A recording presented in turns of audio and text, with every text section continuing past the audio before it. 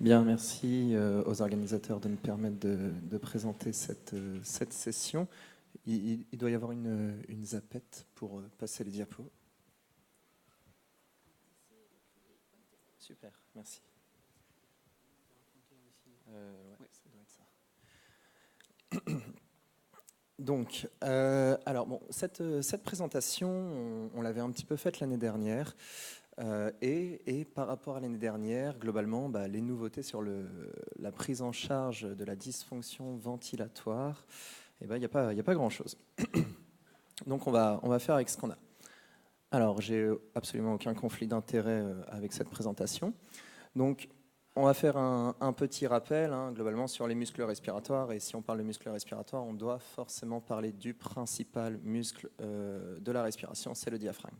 Et le diaphragme, en anatomie, c'est une nappe musculaire et tendineuse avec une forme de coupole qui va avoir la majorité de ses fibres qui vont être orientées de façon verticale avec une innervation au niveau métamérique C3, C4, C5 et qui va être innervé par le nerf phrénique et vascularisé par les artères phréniques mammaires internes et intercostales.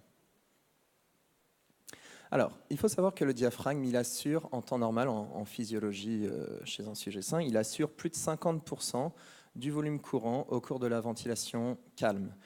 Et c'est le seul muscle strié de l'organisme qui va avoir une importance vitale. Il va être composé de fibres musculaires de type 1, donc à peu près 50% des fibres musculaires de type 1 et 50% à peu près de fibres musculaires de type 2, divisé en type 2A et type 2X. Globalement, quelque chose de très important, c'est que le diaphragme, il va se contracter tout au long de la vie d'un individu et il travaille constamment contre résistance. D'accord ? Notre diaphragme, il doit se contracter environ 20 à 25 000 fois par jour.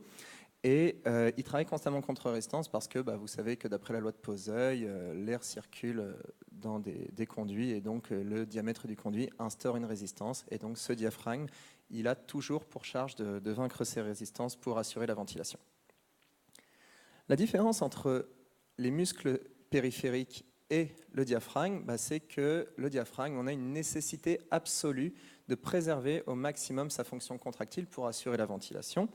Globalement, c'est pour ça qu'il va avoir une vascularisation très développée, comparable au polygone de Willis, avec un profil oxydatif bien plus important que les autres muscles périphériques qui vont avoir à peu près la même constitution, et qui va avoir donc, grâce à tout ça, une capacité d'endurance et de récupération supérieure aux autres muscles périphériques, et c'est pour ça qu'il a la fonction d'ailleurs de nécessité de préserver au maximum sa fonction contractile. Ça, en physiologie saine, ça avait déjà été montré par des études, où là, globalement, il y avait une étude qui visait à évaluer la fatigabilité du diaphragme versus la fatigabilité d'un muscle périphérique. Donc là, ils avaient choisi les fléchisseurs du coude, où on voit en fait, sur cette étude, qu'est-ce qu'on voit ?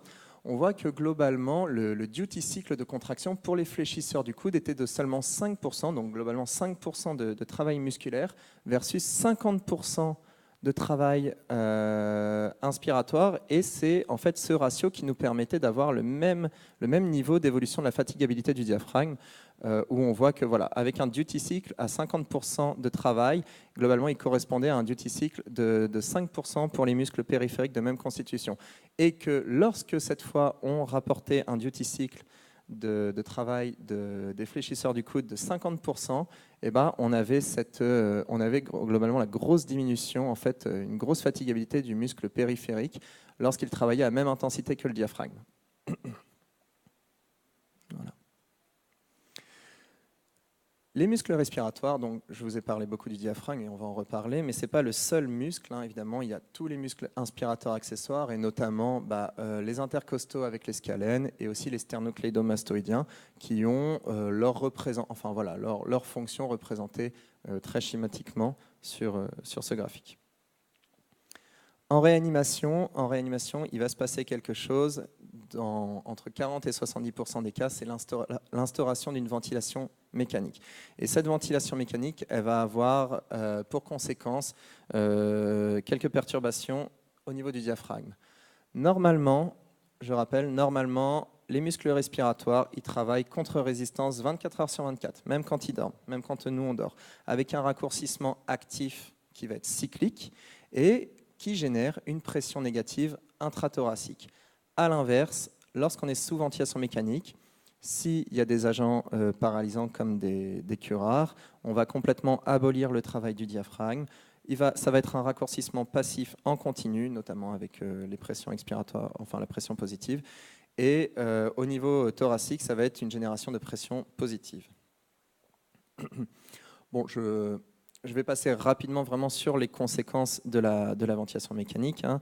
Je ressors cette diapo que vous connaissez tous, qu'on a déjà vue des centaines de fois, qui était vraiment très très parlante pour montrer l'atrophie musculaire diaphragmatique de sujets ventilés plus de 18 heures. Vous voyez ici la surface de section lors d'une biopsie diaphragmatique versus des sujets qui étaient ventilés moins de 8 heures. Et globalement, cette étude, qu'est-ce qu'elle nous disait? Elle nous disait que voilà, globalement, on avait une diminution, une réduction de 50% de calibre des fibres musculaires de type 1 et de type 2. L'atrophie musculaire, ce n'est pas la seule conséquence de l'atteinte diaphragmatique. On va avoir une perte de contractibilité aussi. On va avoir une perte de l'endurance, etc. Mais cette diapo, elle parle vraiment d'elle-même. Au final, qu'est-ce qu'on a? On a un déséquilibre de la balance entre capacité musculaire et charge de travail imposée, avec vraiment cette capacité musculaire inspiratoire qui va être complètement surpassée par la charge de travail imposée à nos muscles. Alors, ça va avoir des conséquences, cette atteinte respiratoire, et des conséquences assez graves, notamment voilà, cette étude qui avait été assez ancienne, qui avait montré que globalement une PI max inférieure à 30 cm d'eau retardait le sevrage ventilateur des patients, retardait l'extubation comparé à une PI max supérieure à 30 cm d'eau. Mais on va avoir aussi des conséquences encore plus graves, et notamment des conséquences sur la mortalité, où vous aviez cette étude publiée dans l'American Journal en 2013, qui montrait que cette fois, c'était vraiment l'atteinte diaphragmatique pure, qui montrait que la dysfonction diaphragmatique était associée à la mortalité des patients. Et nous, on a reproduit à peu près le travail, mais cette fois sur la PI max, où on a montré qu'en fait, une faible PI max était associée à une augmentation de la mortalité 1 an après le sevrage de la ventilation mécanique. Alors, quelle stratégie on a aujourd'hui pour prendre en charge ces déficiences respiratoires? Donc, les auteurs s'accordent à dire que globalement, on peut différencier 3 stratégies. Donc, il y a la stratégie préventive qui vise simplement en fait, à limiter la durée et le degré d'inactivité des muscles respiratoires, et également d'éviter toutes les drogues myotoxiques comme l'usage de curares. On va avoir les stratégies thérapeutiques. Globalement, c'est toute la réhabilitation précoce dans sa globalité que Baptiste nous parlera tout à l'heure, et le renforcement spécifique des muscles respiratoires.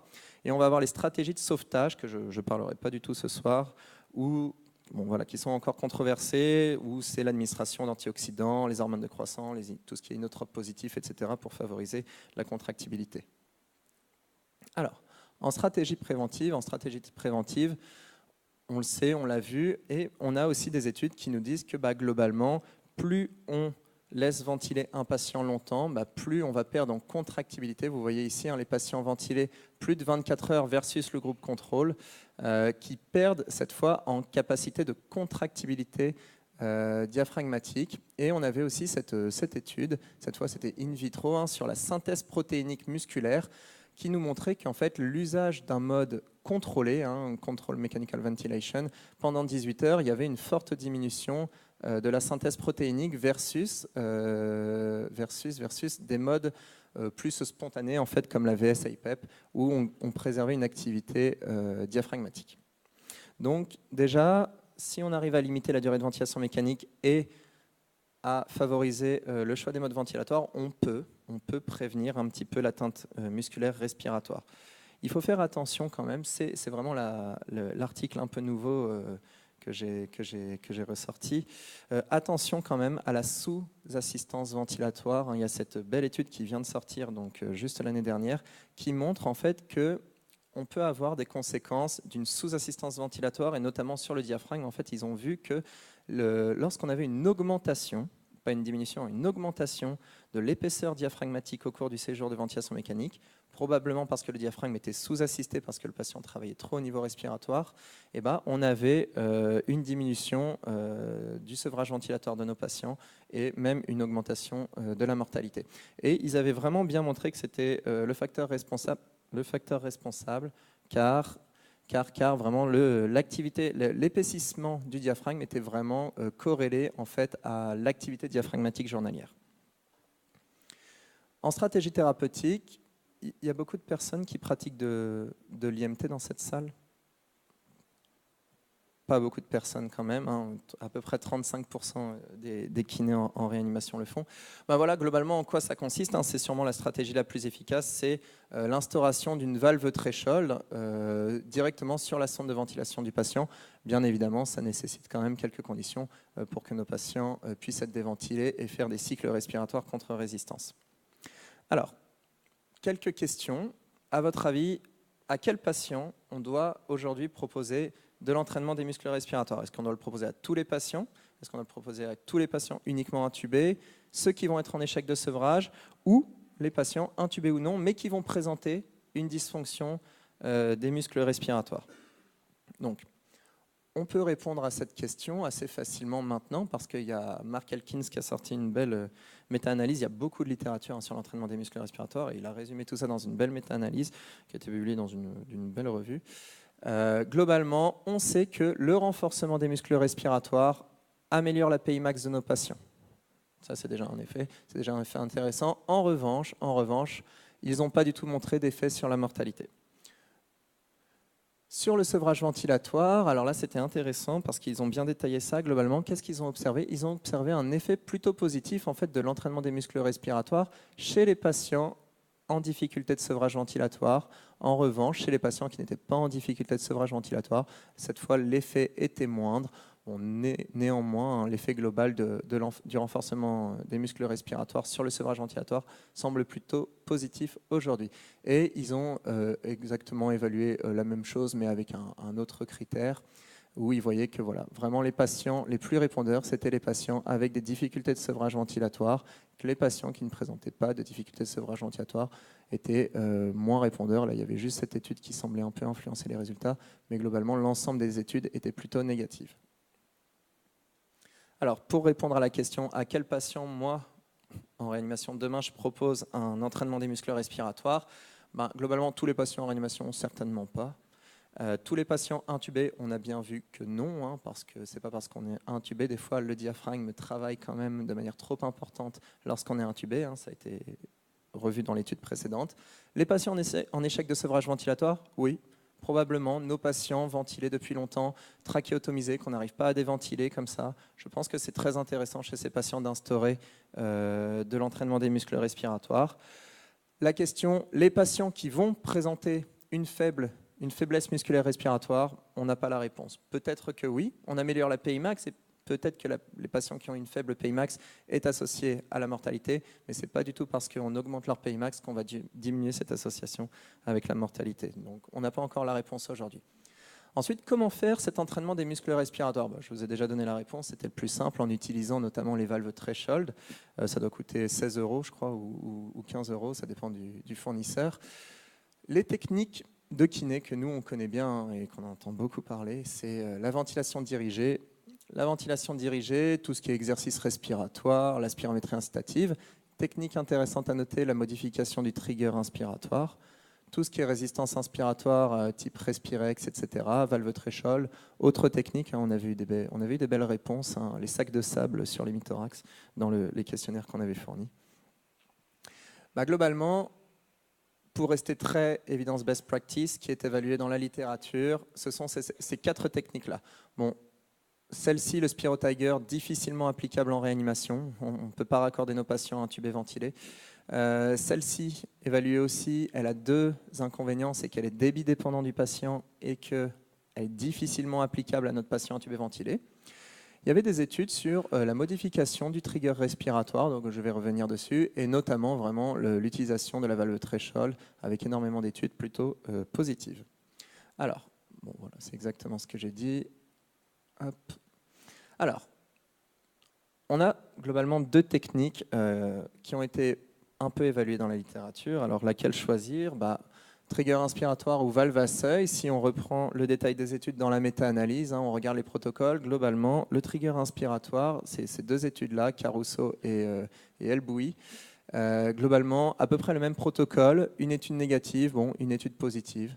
Voilà, donc on n'a pas encore de réponse, il faudra peut-être d'autres études, on ne sait pas.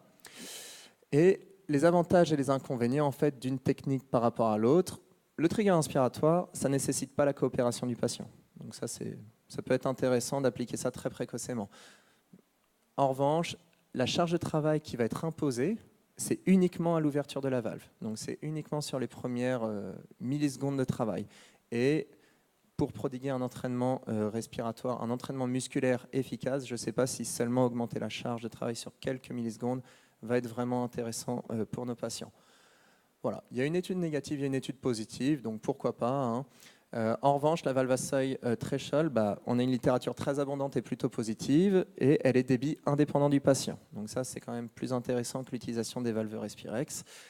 Ça nécessite en revanche la coopération du patient. Il faut que notre patient ait un minimum de capacité pour qu'on puisse le déventiler, le laisser faire ses 5 ou 6 cycles respiratoires, le reventiler, etc. Et l'intensité minimale du threshold, c'est 9 cm d'eau. Donc si on a un patient qui est à 7 cm d'eau de PI max, il va travailler à 110% de sa théorique. Bon, je ne suis pas sûr que ce soit un gros désavantage en soi. Donc comment faire, quelle technique?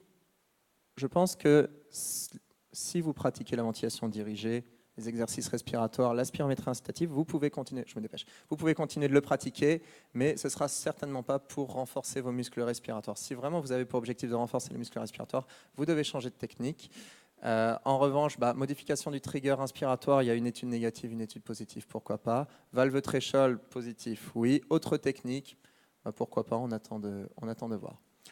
Bon, ça c'est un programme qu'on avait construit globalement et qu'on avait publié dans la revue Réanimation.